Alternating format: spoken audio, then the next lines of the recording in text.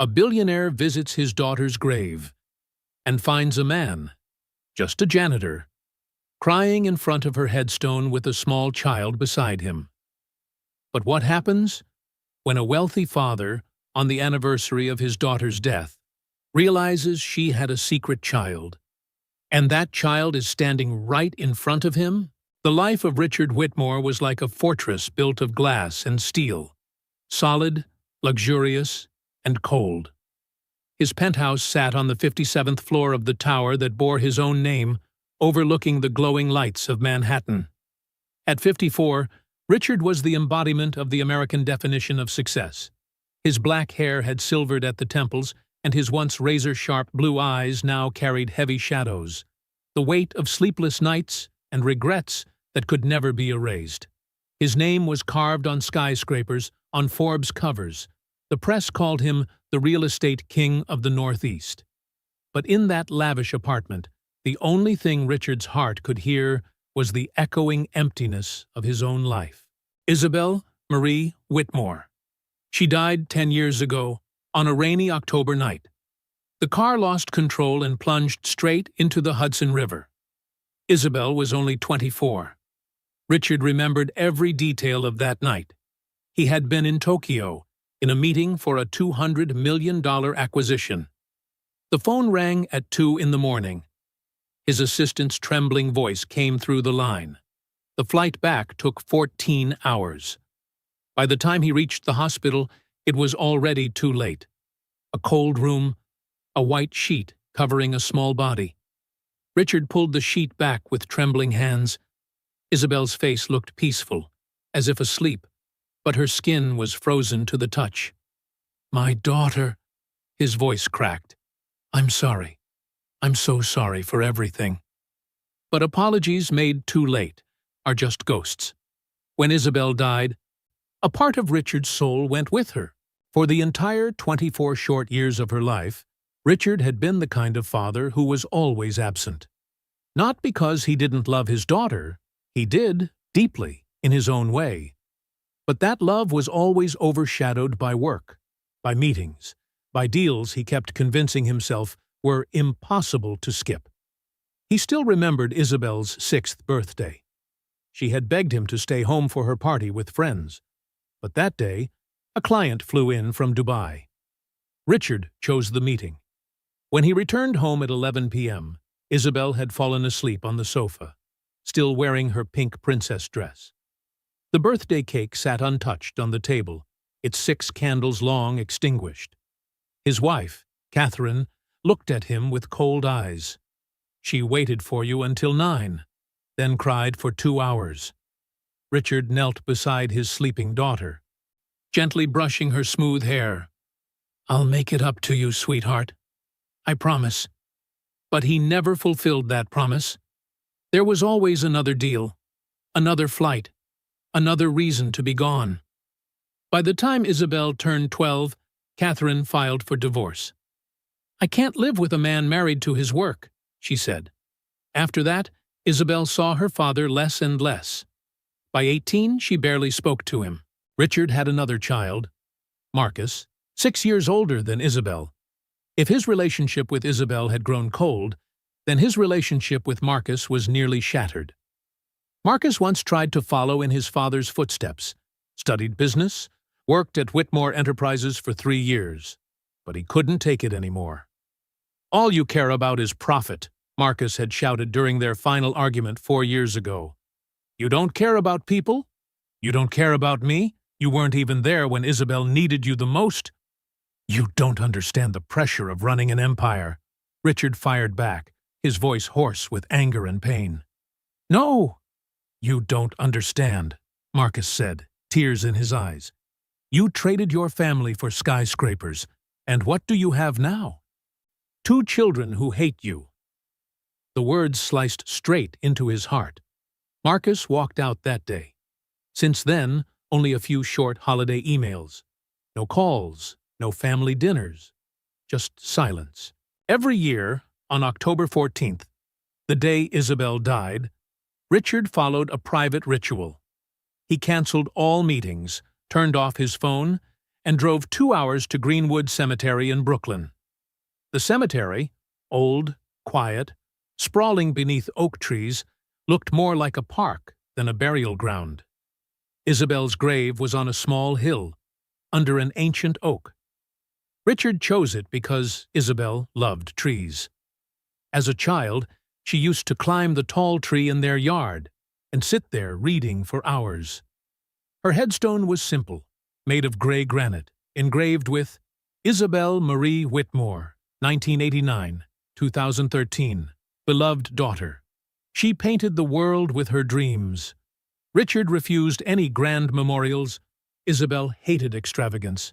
She loved simplicity and sincerity, the very qualities Richard had forgotten while she was alive.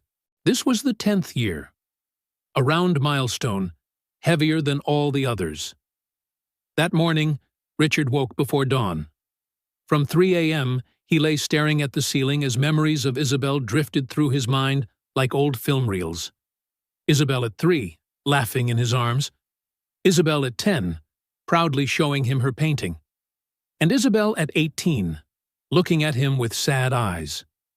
At 6, Richard put on a simple black suit, the old one Isabel once said she liked because you look more like a normal dad when you wear it. He carried a single red rose, her favorite. Richard had no idea that today's visit would rewrite the rest of his life. Because on the other side of the hill, beneath that ancient oak tree, stood a man, a janitor with calloused hands, silently visiting Isabel's grave. Beside him, a small child was carefully placing tiny stones on the headstone. Who were they? And why were they crying at his daughter's grave? If you're watching this story, hit subscribe and turn on notifications, because what comes next will keep you glued to the screen. Sometimes the biggest secrets aren't hidden in documents. They rest silently between two graves. That morning, Richard didn't let the driver take the wheel. He wanted to be alone. The black Mercedes S-Class quietly exited the underground garage of the Whitmore Tower, rolling along FDR Drive where the East River reflected the first light of dawn. The city was waking up. Joggers moved along the riverfront, small coffee shops lifted their shutters, and the smell of toasted bread drifted in the breeze. Life went on, even though inside Richard, time seemed to freeze whenever he thought of Isabel. As the car moved across the Brooklyn Bridge, the sun rose behind Manhattan's skyline, painting the sky in vibrant streaks of orange and pink.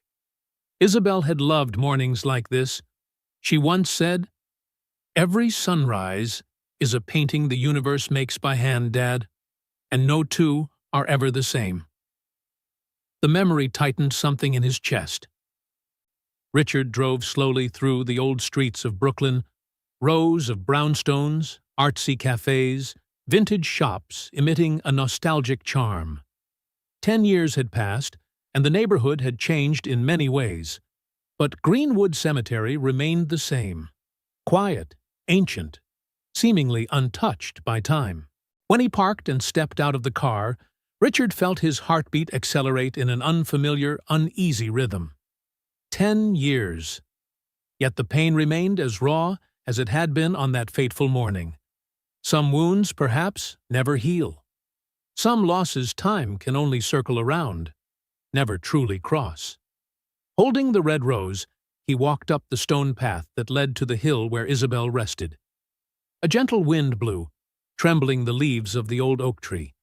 Then, in the stillness of the place, Richard heard a sound. At first, he thought he imagined it, a trick of memory.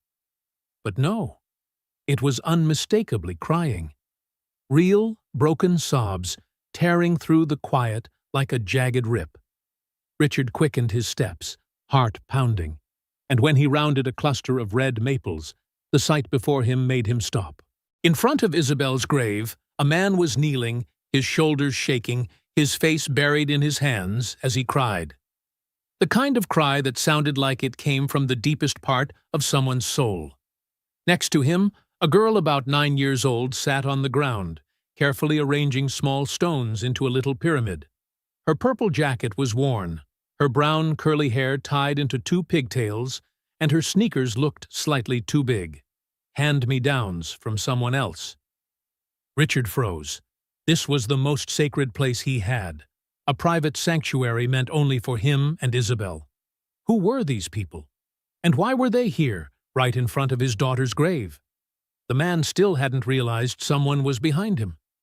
He kept crying, the kind of stifled, restrained sobs that carried the weight of 10 years of regret. But the little girl lifted her head. Her eyes met Richard's, and in that instant, time stopped. Those eyes. Richard recognized them immediately. They were identical to Isabel's. Deep blue, with tiny golden flecks around the iris and a slight upward curve at the outer corners, just like when she smiled. His heart seemed to stop. He stared at the child, a wave of confusion and fear washing through him. "Excuse me," Richard said, trying to keep his voice steady. "This is my daughter's grave. Who are you?" The man startled and turned around, his eyes red. He looked to be in his 30s, with messy brown hair and a pale face. "Oh, God. I'm sorry. My name is Darius Holt, and this is Amara. Why are you here? Why are you crying at my daughter's grave?" Darius looked down at the grave, then back up. I came to visit my sister, Elena. Her grave is over there, but I also visit Isabel, because she mattered so much to someone I loved very dearly, and because—" He hesitated, glancing at Amara. "Because what?" Richard asked, his heart beating faster. Darius took a breath. "Because Amara. Amara is Isabel's daughter." The words hit like a punch to the gut. Richard staggered, gripping the oak tree for balance. The rose slipped from his hand onto the blanket of fallen leaves, a deep red against the golds and browns of autumn. "What?" His voice dropped to a whisper. "What? What did you just say?" "Amara is Isabel's child," Darius repeated, firmer this time but still full of emotion. "And Adrian Cole's, my best friend." Richard stared at the girl. Amara gazed back, those deep, clear blue eyes, Isabel's eyes. She didn't understand the weight of what had just been said. "Mister," Amara said softly, her voice like a tiny bell. "Are you sad? My dad says people come here when they're sad." Richard's throat tightened painfully. He knelt down so he was eye level with the child. Up close, he saw even more, the slightly upturned nose, the tiny frown of concentration, the soft curl at the ends of her hair. All of it was Isabel. "Hello," he said, voice trembling. "You're Amara, right?" She nodded. "Yes, I'm 9. I'm building pretty stones for Mommy." She pointed to the small pyramid of pebbles she had balanced so carefully. "Your mother," Richard repeated, his throat closing. Darius stepped forward and placed a hand on his daughter's shoulder. "Amara, sweetheart, go over there and find a few more stones, okay?" He gestured to a path farther away. "Daddy needs to talk to this man for a minute." Amara looked between them, then nodded. "Okay, but you have to help me build it later." "I promise, my love." The girl skipped away, her 2 big sneakers clapping against the stone path. Richard watched her go, his heart thundering like a drum. When Amara was far enough, Richard turned back.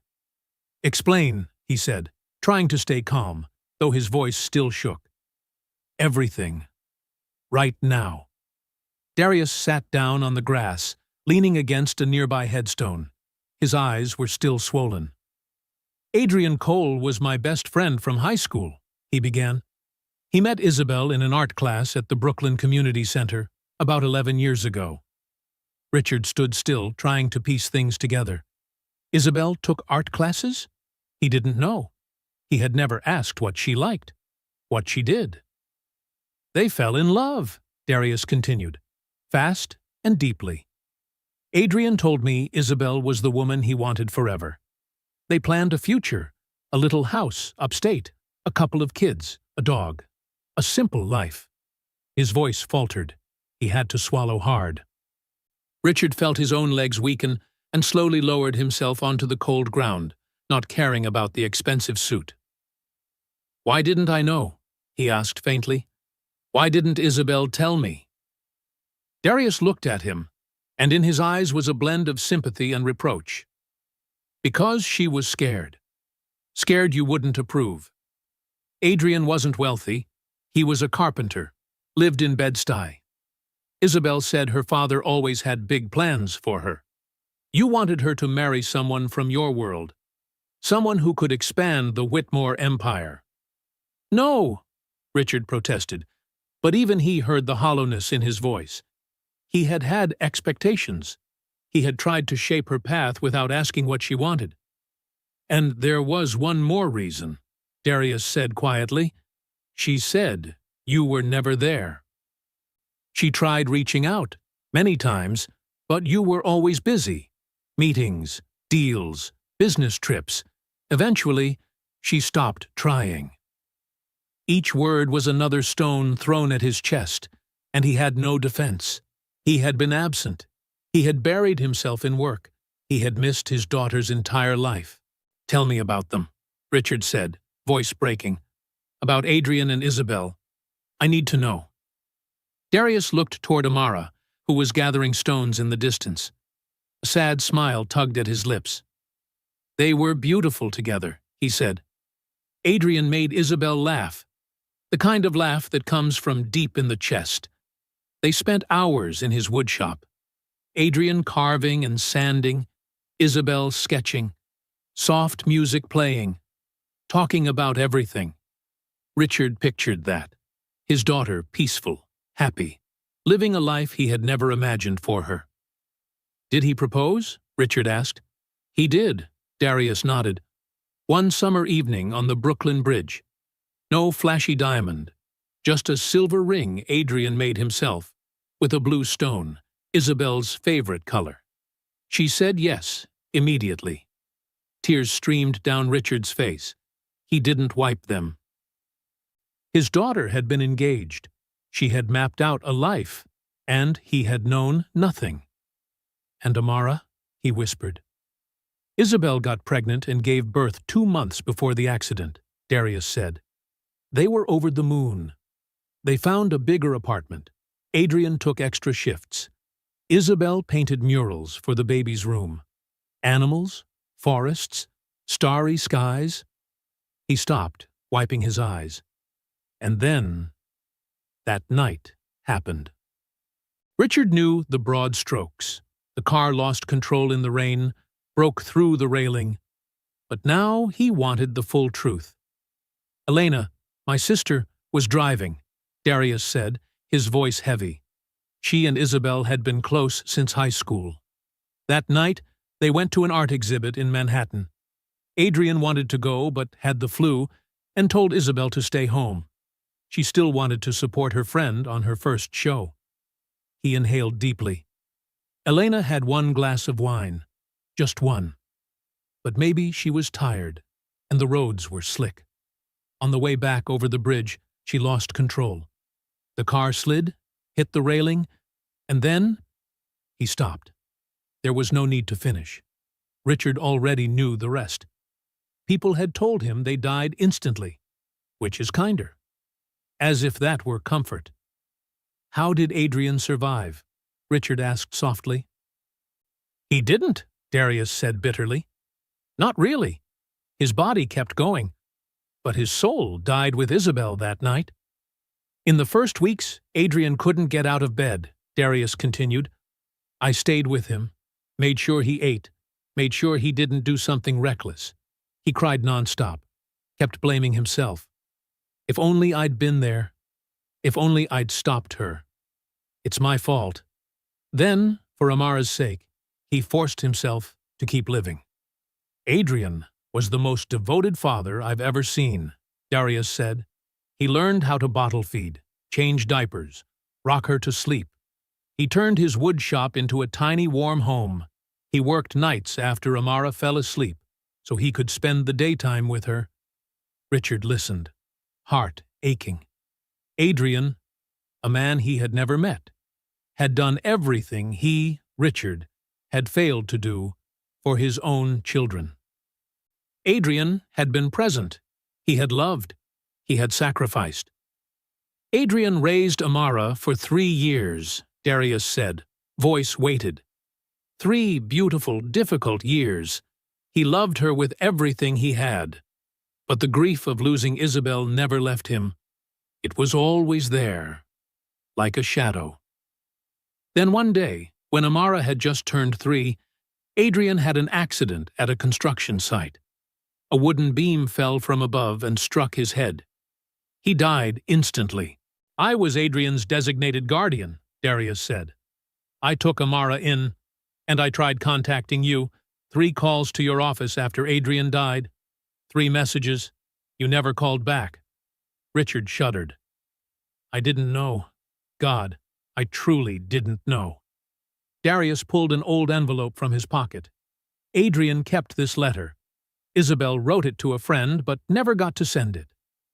Richard opened it with trembling fingers. The delicate handwriting, unmistakably Isabel's. Dear Sarah, I'm pregnant. Adrian and I are having a baby. I'm both happy and terrified. I haven't told my dad. He won't accept Adrian, not because Adrian isn't good, but because he's not the type of man my dad wants for me. But Sarah, Adrian is everything I need. We've decided that after the baby is born, we'll leave New York, Vermont or Maine, somewhere quiet. I'll paint, Adrian will work with wood, and we'll be happy. I know it means being far from family. Part of me is sad. I used to think one day my dad would change, but I can't wait forever. If my dad asks, tell him I'm okay. I'm happy. And maybe one day, when the baby is older, I'll give him a chance to be a grandfather. Everyone deserves a second chance. Right? Love, Isabel. By the time he finished, tears blurred the words. His daughter had been happy. She had plans, dreams. She had even intended to give him a second chance. But that chance had never come. Before Richard could respond, Amara ran back, her hands full of stones. Daddy, look! Her eyes sparkled. I found a pink one. They're super rare. Darius smiled despite the redness of his eyes. Beautiful, sweetheart. Amara turned to Richard, studying him curiously. Who are you? She asked, tilting her head. Richard opened his mouth, but the words stuck in his throat. How could he tell this child, his own flesh and blood, who he was? Darius placed a gentle hand on her shoulder. Honey, this is Mr. Richard. He's your grandfather. Amara stared, her brows knitting. Grandfather? She repeated, tasting the word. Then slowly, understanding dawned. So, he's Mommy's dad? Yes, Darius said softly. Amara went quiet, looking down at the stones in her hands. Then she lifted her eyes to Richard. Did my mommy ever talk about you? The question cut deep, sharp as a blade. Richard didn't know how to answer. What had Isabel told Adrian about him? That he was absent? That he had failed her? Then he remembered the last line of the letter. Everyone deserves a second chance. Your mom loved me, he finally said, voice shaking. And I loved her, very much. I just wasn't very good at showing it. Amara considered this, then nodded. That's okay. My dad says, grown-ups sometimes aren't good at saying what they feel. A broken smile touched Richard's lips, tears still falling. Your dad was a very wise man. I know, Amara replied seriously. Then she held up the pink stone. Do you want to help me build? Richard looked at the stone, then at the small face before him. Isabel's eyes looking back at him with a simple trust he didn't deserve, yet longed for desperately. I'd love to, he said, reaching out. Amara placed the stone in his palm. The light touch, warm and real, felt like a promise. In the days after the encounter at the cemetery, Richard couldn't stop thinking about Amara. The little girl's eyes slipped into both his dreams and his waking hours. He dug through old photos of Isabel, trying to trace the shared features, the invisible threads binding them. He needed to know more. He needed to understand. Richard hired a private investigator, not to dig up dirt, but to verify Darius Holt's story. The report came back 3 days later and confirmed every word he had said. Darius Holt, 30 years old, worked at Greenwood Cemetery for 7 years, previously an electrician. Lived with Amara in a one-bedroom apartment in Sunset Park. No criminal record. Neighbors referred to him as a devoted father. His financial records showed that Darius lived extremely modestly. An annual income of about $38,000, a tight amount in New York. No debt except for a small student loan. Rent always paid on time. Amara's school records, local public school, grades from average to good. Teachers described her as cheerful, creative, sometimes a little shy. Richard also managed to find old news pieces. The accident 10 years ago that took Isabel and Elena, and another article 3 years later about Adrian Cole, a 26-year-old carpenter killed at a construction site. Each detail fit neatly into Darius's story, and each piece added more weight to the guilt pressing on Richard's chest. A week after their first meeting, Richard went back to Greenwood. This time, he didn't walk straight to Isabel's grave. He went looking for Darius. He found him in the old section, trimming shrubs around moss-covered headstones. Work uniform, jeans, a flannel shirt, leather gloves, his hair tied back in a low ponytail. "Mr. Whitmore," Darius said in surprise, pulling off his gloves. "I didn't expect to see you again so soon." "Call me Richard," he replied. "I'd like to talk, if you have a moment." Darius glanced at his watch. "I'm on a 10-minute break. There's a wooden bench over there." They sat beneath a large maple, its yellow leaves drifting down slowly like lazy second hands on a clock. A brief silence stretched out. Richard didn't know where to begin. "I had your story verified," he finally said. "Not because I didn't believe you, but because I needed certainty. I needed to know this wasn't a mistake or some dream." Darius nodded. "I understand." "Amara really is my granddaughter," Richard blurted, still tasting the strangeness of the words. "Isabel's child. And I've missed the first 10 years of her life." "Not entirely," Darius said gently. "You haven't missed everything. You can still be present in her future, if you want to be." "I do," Richard answered, his voice urgent. "But I don't know where to start. I failed Isabel and Marcus. I don't know how to be a grandfather. I don't know how to show up." Darius looked at him, and in his brown eyes there was no judgment, only understanding. "The first step is to admit that," he said. "You just did. Step 2, decide you'll do things differently. Step 3, keep showing up, over and over again." "I want to see Amara again," Richard said. "Properly. Not at the cemetery, but somewhere she feels comfortable. Would you agree to that?"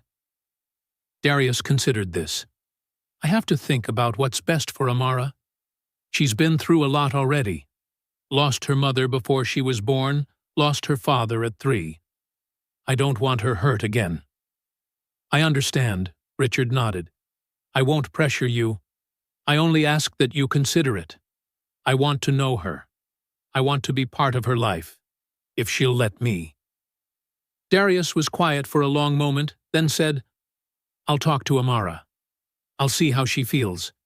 If she wants to meet, we'll arrange it, on her terms and at her pace."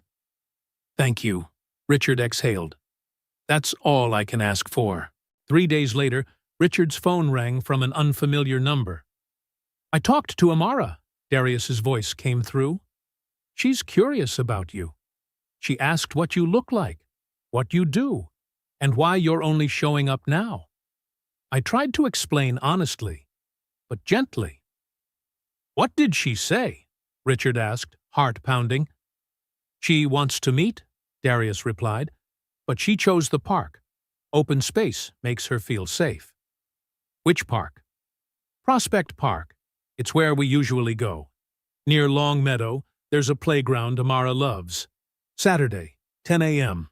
Does that work?" I'll be there, Richard said. On Saturday morning, Richard woke up wrapped in a mix of nerves and fear. He chose jeans and a sweater, trying to look as normal as possible, and drove himself to Brooklyn. Prospect Park on a bright autumn morning was blazing with color. Trees exploding in orange, yellow, and red. Children racing across the grass. Runners and cyclists filling the winding paths. A world made of simple joys, and one that felt strangely foreign to Richard. He found the playground, swings, slides, tangled climbing frames filled with laughter. Near one of the swings stood Darius and Amara. Amara wore an orange jacket and purple leggings. Her hair was tied up high. She was on the swing, legs carving arcs through the air, her face glowing. "Richard," Darius waved. Amara saw him and dragged her feet against the ground to slow down. Richard walked over, his heart thudding. "Hi, Amara," he said, trying to keep his voice light. "Do you remember me?" Amara nodded seriously.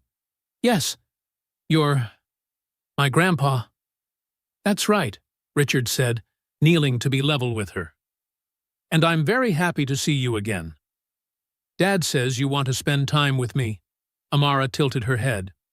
"Why?" The direct, innocent question made Richard falter. He glanced at Darius, who just gave a small, encouraging shrug, signaling that this was Richard's step to take. "Because," Richard chose his words carefully, "I loved your mom very much, and when I found out about you, I wanted to get to know you, because you're a part of her, and you're also a part of me." Amara thought for a moment. "Did my mom miss you?" she asked. "I believe she did," Richard answered, his voice tight. "She loved me, even though sometimes I made her sad, and I think she would want us to know each other." Amara nodded slowly. "Okay. Will you push the swing for me?" The simple request almost brought Richard to tears. "I'd love to," he said. Richard pushed the swing, and Amara laughed every time she went higher. They walked together, Amara skipping ahead to collect fallen leaves. They stopped by a cafe where Richard bought hot chocolate and cookies. "What do you do for work?" Amara asked. "I build and own buildings," he said. "So you're a very rich person?" "I have a lot of money." "Yes," he replied. "But I've learned that money doesn't make people truly happy. Happiness is being with the people you love." Amara nodded as if that were obvious. "I love my dad," she said. "And he loves you," Darius said, ruffling her hair.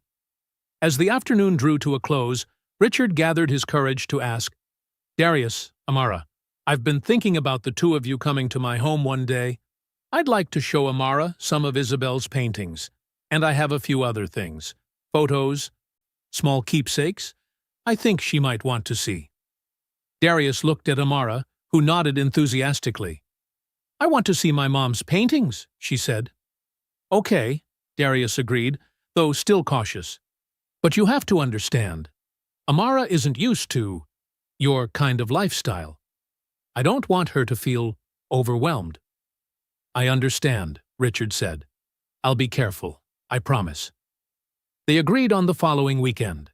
As Darius and Amara were getting ready to leave, Amara ran back to Richard and hugged him, a quick, tight hug. But to him, it meant everything.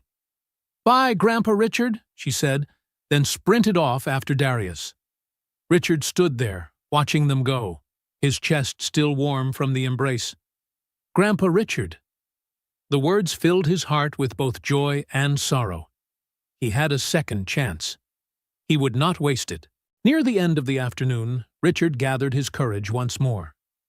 "Darius, Amara, I'd like to invite you both to my place sometime. I want to show Amara Isabel's paintings, and a few other things, photos, mementos, things she might like to see." Darius looked at Amara. She nodded eagerly. "I want to see Mommy's paintings." "All right," Darius agreed, still cautious. "But please understand, Amara isn't used to your lifestyle. I don't want her to be overwhelmed." "I understand," Richard promised. I'll be careful." They set a date for the following weekend. Before leaving, Amara ran back and hugged Richard. A quick, firm hug that warmed his chest. "Bye, Grandpa Richard," she said, then trotted off after Darius. Richard stood watching them, his hand still tingling with the warmth of her embrace. Grandpa Richard, two words that were both heavy and light, filling his heart with a mix of joy and grief. He had been given a second chance, and this time he would not let it slip away. The following Saturday, Darius and Amara arrived at Richard's penthouse. Marcus, the driver, picked them up from the lobby and took the private elevator straight to the apartment.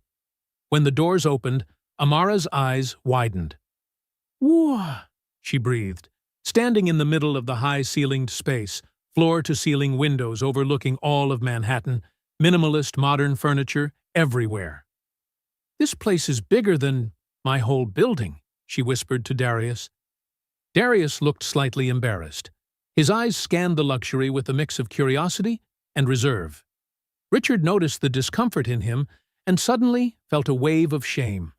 This was his world, overflowing, extravagant, yet it felt strangely hollow when he thought about the small, warm apartment where Amara had grown up. "Make yourselves at home," Richard said, fully aware of how awkward the sentence sounded in this setting. Richard led them to his study, where Isabel's paintings hung on the walls. One watercolor, a lake nestled between rolling hills, sunset brushed in orange-pink-purple. "This was painted by your mom," he said softly. "My mom painted that?" Amara's eyes widened. "Yes, she painted it when she was 19. She dreamed of living near a lake like that." There was a pencil sketch, a sleeping baby. In the margin, "For my child, one day." Amara froze. "Is that me?" Richard knelt beside her. "I believe it is. Your mom dreamed about you." "My mom dreamed about me," Amara whispered, gently touching the glass.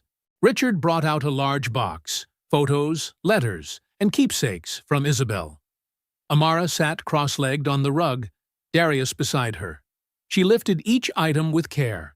Pictures of Isabel as a little girl, her teenage journals, a tiny lion pendant. "These belong to your mom. I want you to have them," Richard said. Amara held it delicately.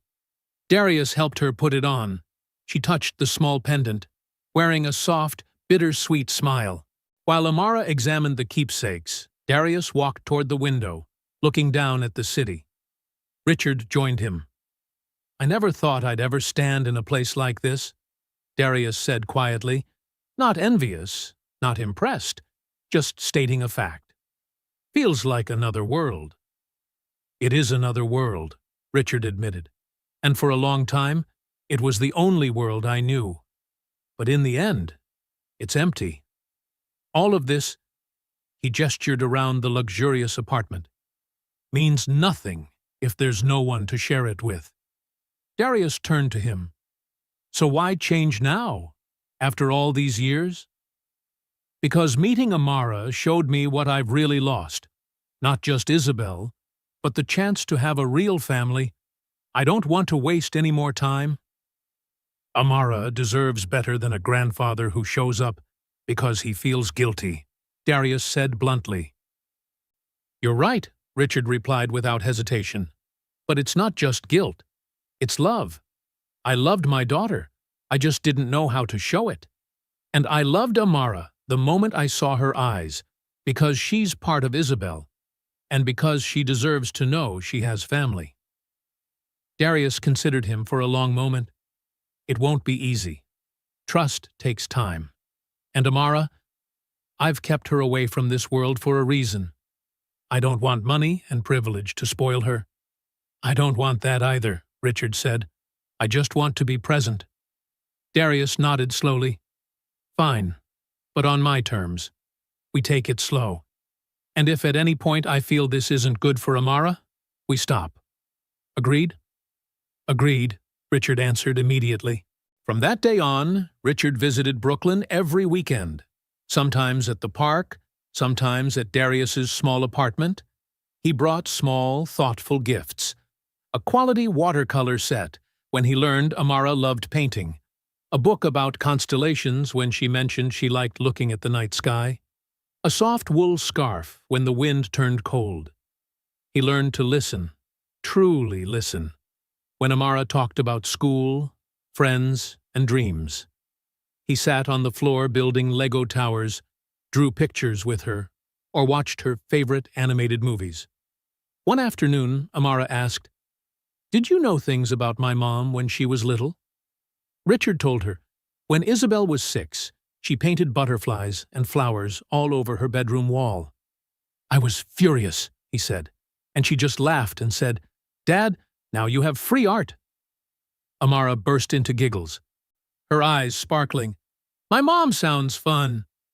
"She was," Richard smiled sadly. "I just wish I'd spent more time seeing that." Not everything was easy. Some days, Amara asked questions that left Richard speechless. "Why didn't you come to my mom when she was still alive?" Richard was silent for a long time. In the kitchen, Darius froze mid-motion, but didn't step in. "I was wrong," Richard finally said. "I thought work was more important than family. I thought money and success would make me happy. By the time I realized the truth, your mom was gone." "Were you sad?" "Every day," Richard admitted, "but being with you makes me feel closer to her. You have her smile, her curiosity, her gentle heart." Amara thought about it, then climbed onto the sofa and leaned her head on his shoulder. "You can be sad, but you're not alone, because now you have me." The simple, innocent words unlocked something inside Richard. He held the girl close and let the tears fall. Richard gradually learned the rhythm of Darius and Amara's life. Difficult, but warm. He saw Darius juggling bills, taking weekend shifts so Amara could have warm clothes and full meals, simple dinners, pasta, soup, sandwiches, always with Amara eating first. One evening, Richard brought over an expensive Italian takeout meal. The look on Darius's face, grateful yet tense, told Richard he'd misstepped. "I'm sorry," Richard said quickly. "I just wanted to contribute dinner." "I know your intention is good," Darius sighed. "But we don't need charity. We're okay. Not much, but we have each other." "I don't see it as charity," Richard replied. "I see it as sharing dinner, as family. But next time, I'll ask first." Darius looked at him for a long moment, then nodded. "Thank you." They had dinner together, fancy Italian dishes on old Formica plates. The air warmed gradually. Amara chattered about school, her painting, and the cat she wanted, but their building didn't allow. It was these everyday slices of life that made Richard realize just how much he had missed. As the cold wind rolled in, Richard invited Amara to learn ice skating at the outdoor rink in Prospect Park. "I've never skated before." Amara's eyes lit up. Richard, who'd learned as a child at private rinks, found himself in an unfamiliar role, the teacher. He held her hand, guiding her step by step. "Bend your knees a little," he instructed. "Push out with your foot. Yes, just like that." Amara fell repeatedly, laughing every time she got up. Darius stumbled even more, making Amara laugh so hard her face turned red. "Dad looks like a penguin," she squealed. By the end of the session, Amara could skate on her own, and Darius no longer clung to the rail. The three of them warmed their hands at the hot chocolate stand, cheeks flushed from cold and excitement. "Today is the best day ever," Amara cheered, slurping the last bit of syrup. Richard looked at her, heart full. Family was built from moments like this, not money or gifts, but time and presence. One night, after Amara had gone to bed, Darius made tea. They sat at the small kitchen table. "Thank you," Richard said quietly, "for giving me a chance, for trusting me with Amara." "Don't thank me yet," Darius smiled faintly. "You're still passing the test." "I know," Richard said, "and I'll keep trying, every day." Darius looked down at his cup. Honestly, when I first saw you at the cemetery, I thought you were the kind of privileged billionaire who'd try to buy his way into Amara's life. But you surprised me. Surprised you how? By showing up, consistently, by listening, by trying to understand our life instead of forcing it to match yours. That's worth more than any gift. Richard fell silent, moved. Adrian, he was a good father, wasn't he? The best, Darius said softly. He loved Amara more than anything. And he would want her to know you, to know family. Do you think Adrian would accept me? Darius thought for a moment. At first, he'd probably be unsure. But if he saw you love Amara and work for her, I believe he would. As Christmas approached, Richard invited them for dinner at the penthouse. Darius hesitated, but Amara was so excited he agreed. Richard hired a chef, but requested a warm, simple meal. Turkey, mashed potatoes, roasted vegetables, pie. Nothing extravagant. He prepared thoughtful gifts. For Amara, an easel and a good set of oil paints to nurture her talent. For Darius, a durable winter coat, not flashy, but practical. On Christmas Eve, the penthouse was decorated simply. A tree, a wreath, soft music. "It's so pretty," Amara exclaimed at the sight of the tree. They sat down to eat. For the first time in years, Richard's penthouse felt like a home, filled with laughter, conversation, and a sense of belonging. When it was time for gifts, Amara hugged Richard tightly upon seeing the easel. "Grandpa, it's perfect." Darius opened his gift, a winter coat, and Richard caught a flicker of gratitude, relief. His old coat had a tear at the elbow, and, perhaps, a bit of acceptance. "Thank you," he said simply. Then Amara handed Richard her gift, wrapped in newspaper, taped unevenly. Inside was a painting she had made. Richard, Darius, and Amara, standing before Isabel's grave, holding hands. Above them, a starry sky. Among the stars, a long-haired woman smiled down at them. "That's my mom," Amara whispered. "I think she's watching us from up there." Richard couldn't say a word. He pulled Amara into his arms and let the tears fall freely. "Thank you," he whispered. "This is the most beautiful gift I've ever received." As his bond with Amara deepened, Richard realized he could no longer avoid Marcus. 4 years of silence. The gap between father and son had become a canyon almost impossible to bridge. But Amara deserved to know her family fully, and Marcus deserved to know about her. One evening, Richard picked up the phone, his hand slightly shaking. "Marcus, it's Dad." A long pause. "I know. Your name shows up on the screen. Can you talk?" "About what?" "About family, about Isabel, and about your niece." "What?" They arranged to meet the next morning at a quiet cafe in the West Village, somewhere neutral, far from both Richard's penthouse and Marcus's architecture studio in Tribeca. Richard arrived early, his stomach twisted with nerves. When Marcus walked in, he almost didn't recognize his son. 36 now, more grounded, with a touch of gray at his temples. Simple sweater, jeans, a messenger bag slung across his chest. The look of a successful architect who had nothing to prove. "Marcus," Richard stood, hesitating between a hug or a handshake. In the end, he chose to simply stand there. "Dad," Marcus gave a small nod and sat down. "You look older." "Time doesn't stand still," Richard tried to joke. Strained, the server took their orders. 2 hot coffees arrived. Heavy silence settled. "So," Marcus began, "you said niece?" Richard took a deep breath and told him everything. The encounter at the cemetery, Darius, Amara. That Isabel had a daughter the family never knew about. Marcus listened, his face nearly expressionless. When Richard finished, he stayed silent for a long time. "Isabel had a little girl?" he finally said, his voice trembling. "How long have you known about this?" 2 months. And you're telling me only now? There was a low, simmering anger under his words. I'm sorry. I needed time to understand, to start building a connection with her. I was afraid I'd ruin everything from the start. Ruin it how? Marcus let out a bitter half-laugh. Oh, right. The same way you always do. Prioritize work, shut down your feelings, act like a CEO instead of a father.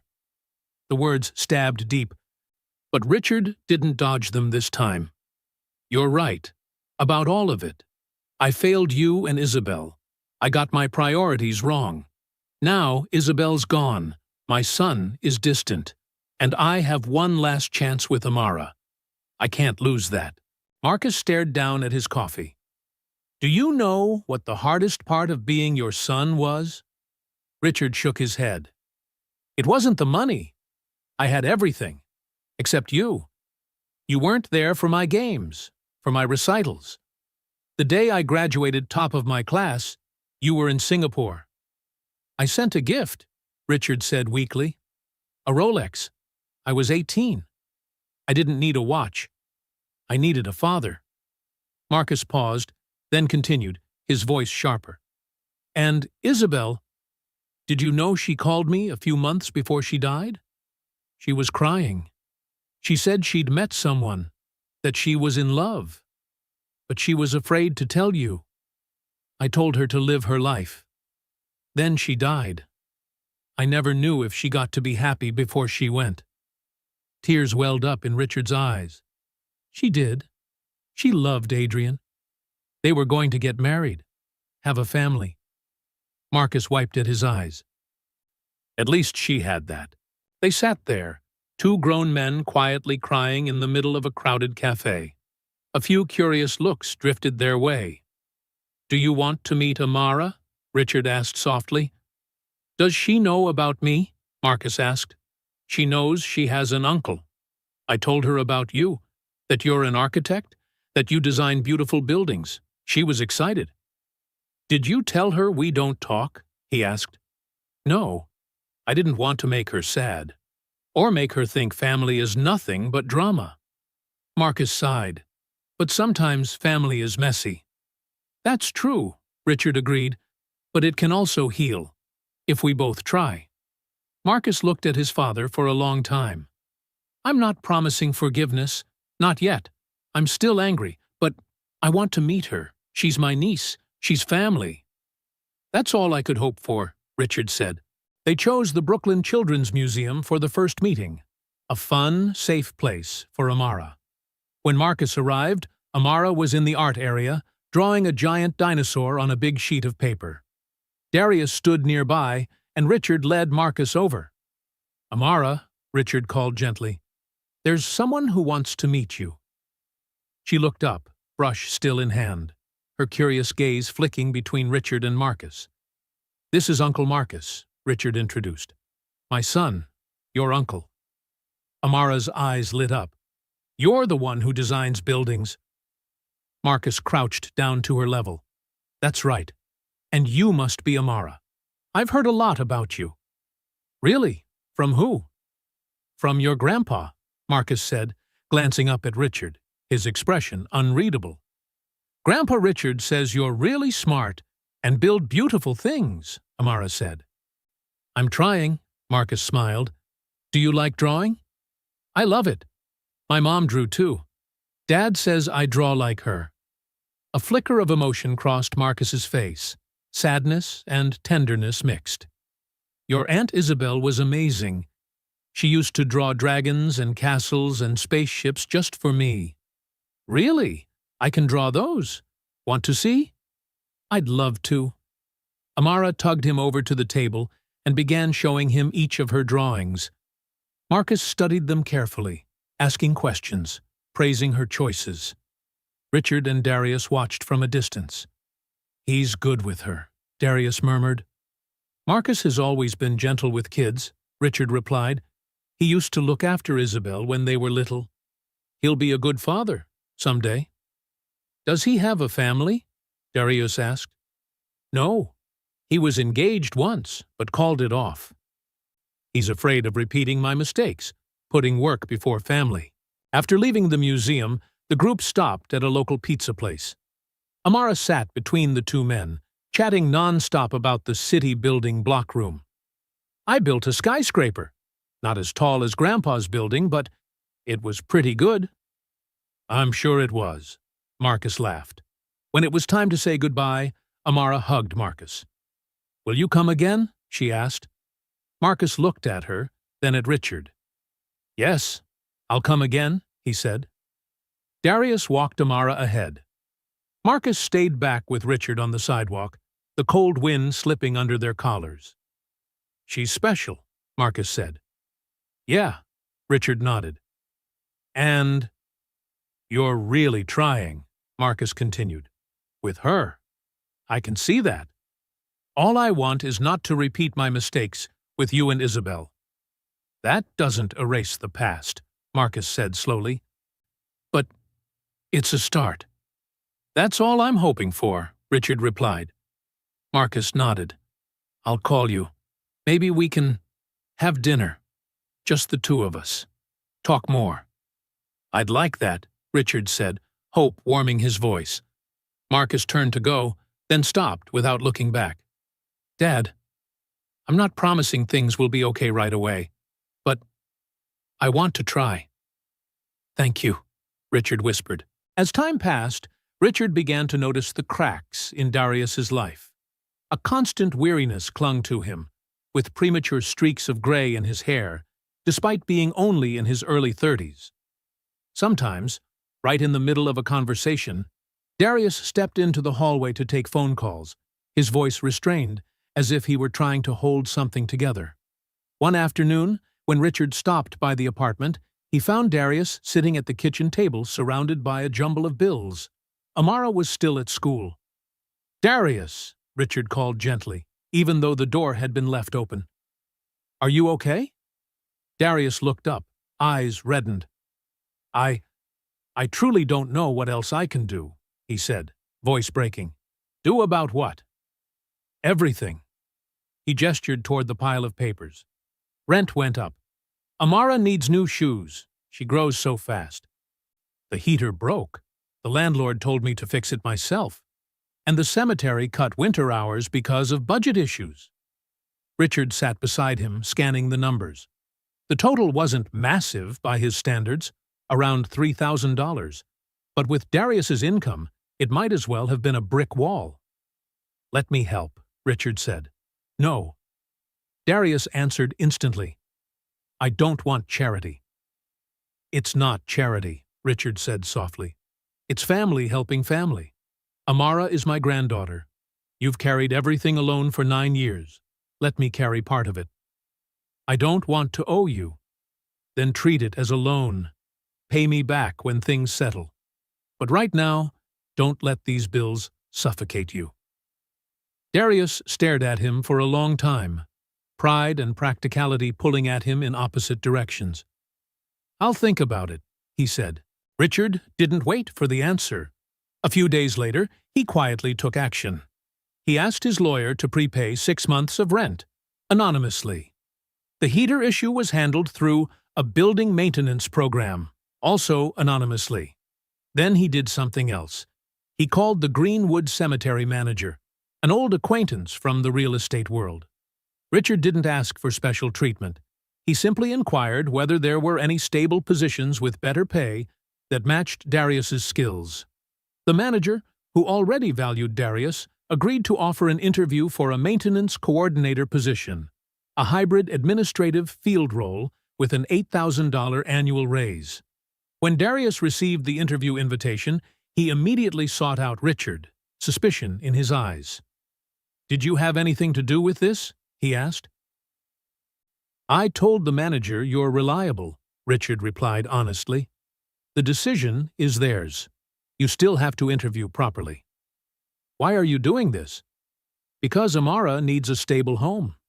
And because you deserve not to worry about rent every month. And because we're friends now, Darius. Friends help each other. The doubt in Darius's eyes softened. If I get this job, it's because I deserve it, not because of your money." "That's exactly what I'm hoping for." A week later, Darius got the job, on the strength of his experience and his calm competence. Not everything went smoothly. In February, Amara's teacher called Darius in for a meeting, and Richard, now listed as emergency contact, was invited as well. In bright, colorful room filled with student art, Ms. Thompson, a gentle middle-aged woman, explained, "Amara is a wonderful student, smart, creative, kind, but recently she's changed." "In what way?" Darius gripped the arm of the chair. "She's withdrawn. She sits alone at recess. She still does her work, but with an 'I just need to finish' attitude, as if she suddenly doesn't care." Hearing that, something twisted in Richard's stomach. Had his presence disrupted the delicate balance of her young world? "Has she said anything?" Darius asked. "When I ask, she says, 'I'm fine.' But my instincts say otherwise." That evening, the three of them sat together in the small kitchen. Dinner a bowl of mac and cheese, Amara's favorite, cooked by Darius. "Sweetheart," Darius began gently, "your grandpa and I met with Ms. Thompson today." Amara looked down at her plate. "I know." "She said you've been sad," Richard said, "and we want to help. But we need you to tell us what's bothering you." The girl was silent for a long time, then whispered, "The kids at school asked why I have two dads." Darius and Richard exchanged a quick glance. "Two dads?"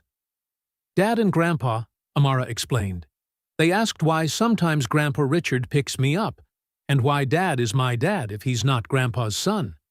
And I didn't know what to say." Richard's heart sank. In his effort to be part of her life, he hadn't considered how complicated this might feel to her. "What did you tell your friends?" Darius asked gently. "I told them the truth. That Grandpa is my mom's dad, and Dad is the one who raised me after Mom, and my dad died. But they asked more questions, so many, and I felt weird." She sniffled. "I just want to be normal," she whispered. "I want a mom and a dad like everyone else. I want things not to be so complicated." Richard felt heat in his eyes. "I'm sorry. If my being here made things harder—" "No," Amara looked up quickly. "I don't want you to leave. I like having you. It's just, sometimes I wish everything was simpler." They consulted the school counselor. The advice: be open about their family structure. Teach Amara how to tell her story with confidence. They also asked Ms. Thompson to incorporate a lesson about different family types: single parents, guardians, grandparents, adoptive families, to normalize diversity. At home, they talked to her. "Some kids have one mother," Darius said. "Some have two fathers, some live with grandparents. You have a dad and a grandpa, both who love you. There's no right or wrong kind of family." Richard added with a smile, "And I think our family is pretty wonderful. It's full of love." Amara thought about it. "So I can tell my friends my family is special in its own way?" "Exactly," Darius said, ruffling her hair. After that, Amara gradually opened up again. "Ms. Boardhe," Thompson reported she was playing with her classmates and doing her schoolwork with care once more. Meanwhile, Richard and Marcus slowly eased their distance. They met for dinner once a month. Awkward at first, full of pauses, but eventually conversations became natural. Marcus talked about his work, projects not flashy but full of soul and community. For the first time in years, Richard listened without interrupting. "I always wanted to do this," Marcus said over one dinner. "Create spaces people actually live in, not just occupy." "That's admirable," Richard replied, "and I'm sorry if I ever made you feel your work was lesser." "You did," Marcus said, without resentment, just stating a fact. "But I found my own path." "I'm proud of you," Richard said, voice thick. "I should have said that sooner." A genuine smile crossed Marcus's face. "Thank you, Dad. That means more than you know." Marcus also spent more time with Amara. He took her to his studio, showed her models, explained structures, lighting, ventilation. Amara, who loved making things, listened as if drinking in every word. "Can I design something too?" she asked eagerly. "Of course," Marcus said, handing her paper and pencil. "Let's make a proper architect's dollhouse, shall we?" From then on, they had a monthly project. Amara sketching ideas, while Marcus showed her how to draw elevations, angles, proportions. It became a silk thread connecting uncle and niece, strong, gentle, and warm.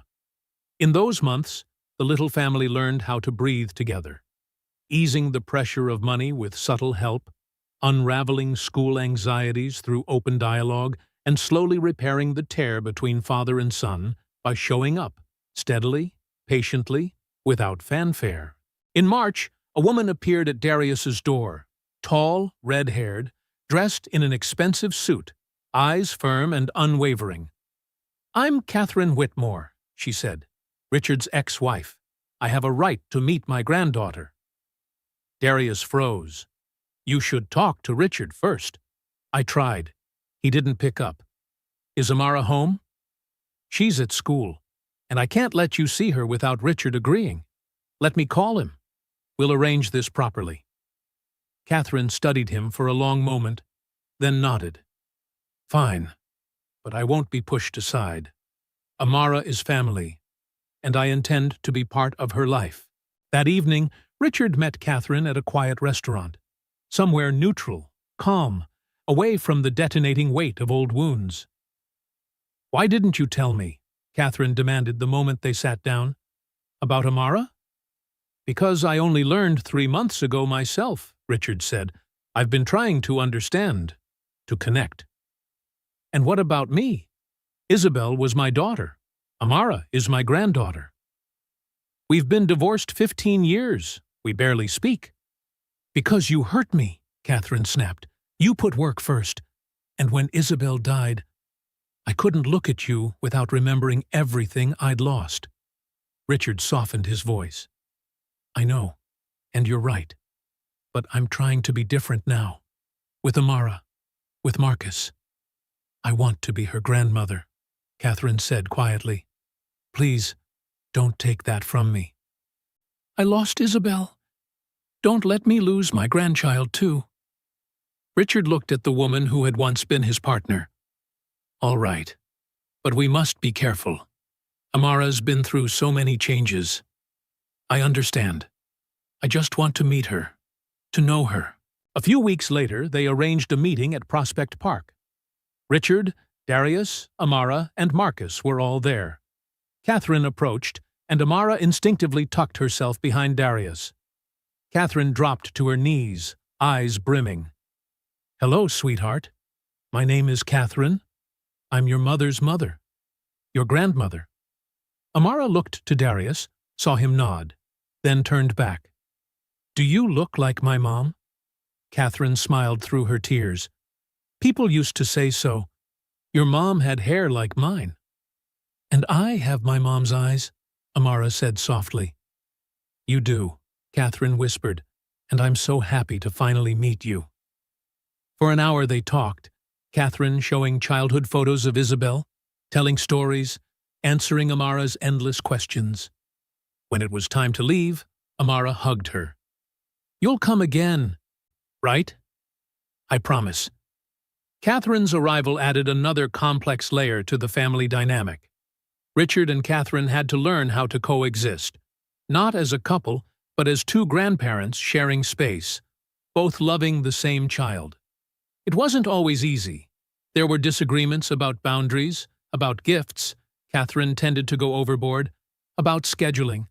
But both of them were committed to doing what was best for Amara, and that commitment guided them through the friction. Marcus, for his part, was glad to have his mother back in his life.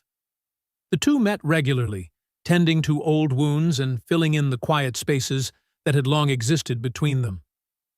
"I'm really glad she's here," Marcus told Richard one evening. "The little one deserves to know both her grandparents." "You're right," Richard said. "And I'm sorry I didn't think about that sooner."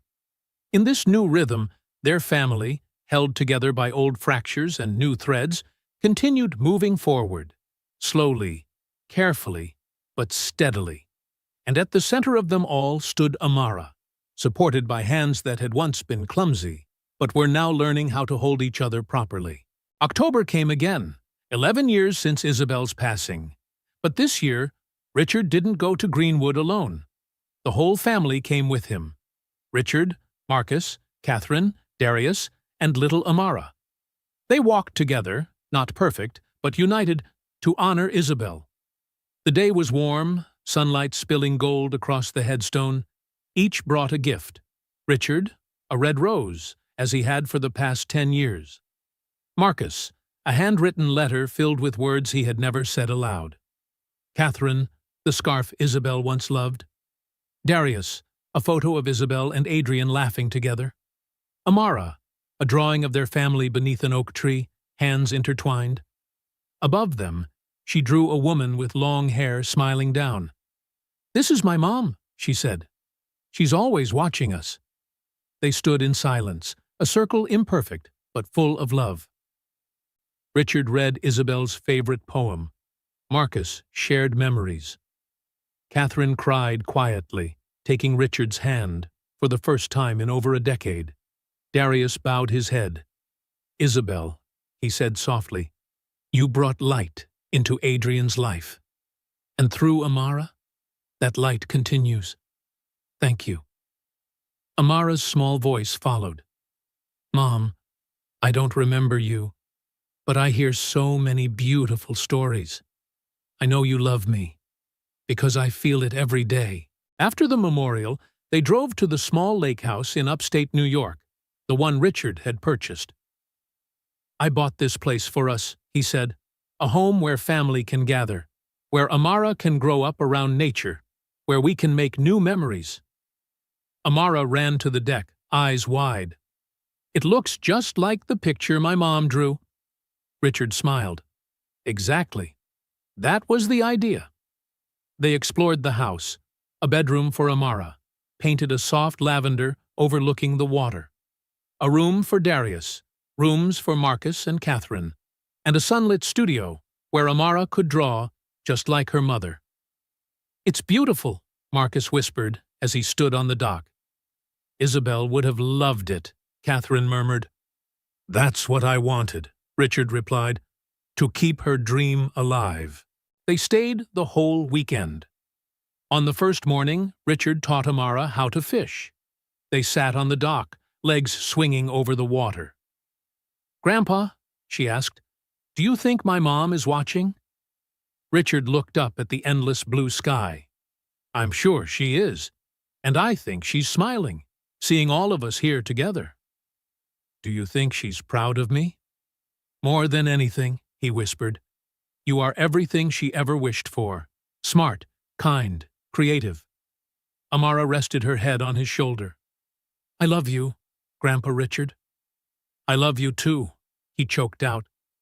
That afternoon, the whole family made dinner. Chaotic, loud, full of laughter.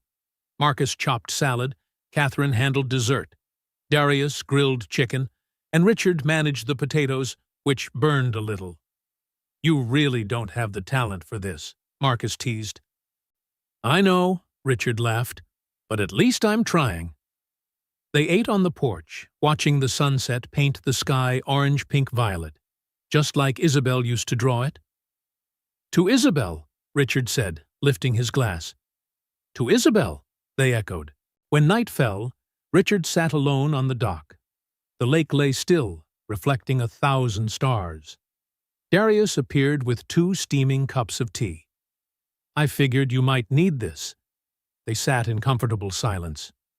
"Amara's happy," Darius finally said. "She has a family now, a home. You made that happen."